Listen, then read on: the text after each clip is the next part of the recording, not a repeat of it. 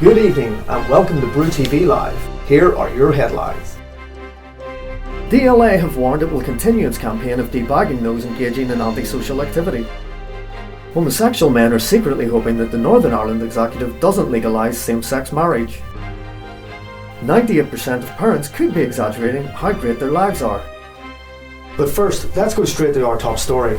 The Dundonald Liberation Army has claimed that it will continue its campaign of debagging anyone found to be engaging in antisocial behaviour. Two men entered a house on the Ballyregan Road about 7:20 p.m. on Tuesday evening. A 20-year-old man was taken from the property at Water Pistol Point and dragged up a nearby alley where he was viciously debagged.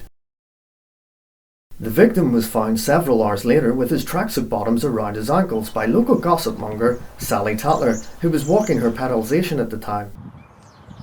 I was just taking our sash out for a shite when I found a wee lad lying halfway up my entry. He was lying there in a pair of Ninja Turtle boxers, so he was crying out for his mommy. Fucking set a pace, sash, or I'll break your back. It is the latest in a spate of debaggings, all of which are said to have been carried out by the DLA. The terror group released a statement today which read, "The DLA will seek to punish those within the community who are engaging in antisocial behaviour. This may include not going to the bar with your mates on a Friday after work, playing Candy Crush while someone is trying to talk to you, or reading a Facebook private mail but not replying." Local tree-hugging Green Party ball bag T. Von Tramp reckons that people are living in fear, and he encouraged his constituents to take the necessary precautions. I would advise anyone that wears trackies to tie a double knot in it. Also, it's best that you're changing your underwear on a daily basis. The reason behind that is, it's one thing to be debagged, but a few skid marks on display, social suicide.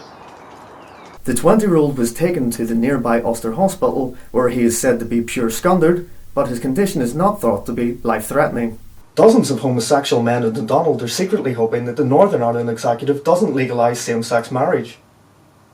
For years, gays have been able to blame their lack of commitment on state-sponsored homophobia. However, with the sway in public opinion making a referendum look like a formality, many homosexuals fear they may have finally run out of excuses. 31-year-old male hairstylist Julian Thompson told us, "This is the bloody nightmare. I've been with Sean for 5 years, but if this law changes, he'll expect the ring in his finger. It's not that I don't love him, but I haven't even told my granny I like cock. Plus, if I fall out, would he get to keep half my stuff? Fuck that." 41-year-old flight attendant Simon McSorley had this to say, We've really had it this time. All those bloody demonstrations and pride parades. It was only a matter of time before they gave us what we wanted. I mean, who wants to be tied at the same saggy arsehole for 30 or 40 years? I bought a pug with them. Is that not enough of a sign of commitment?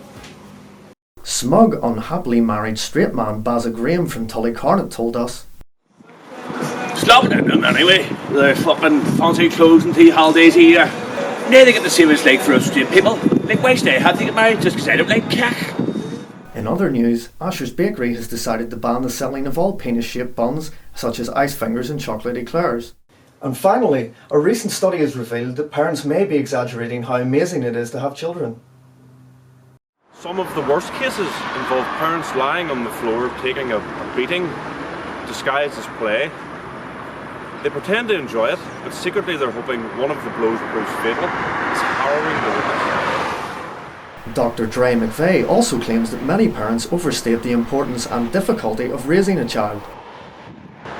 I heard a young woman say that being a mother is the hardest job in the world.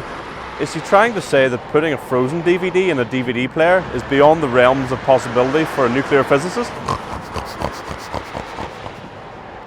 Father of two, Stevie McGreedy, is just one textbook case of denial. Before we had the twins, I led a very shallow existence. I would do selfish things, like see my mates or sleep for more than 3 consecutive hours. It's definitely the most rewarding thing you'll ever do. It's amazing to have someone who is unable to support their own head being completely dependent upon you 24 hours a day.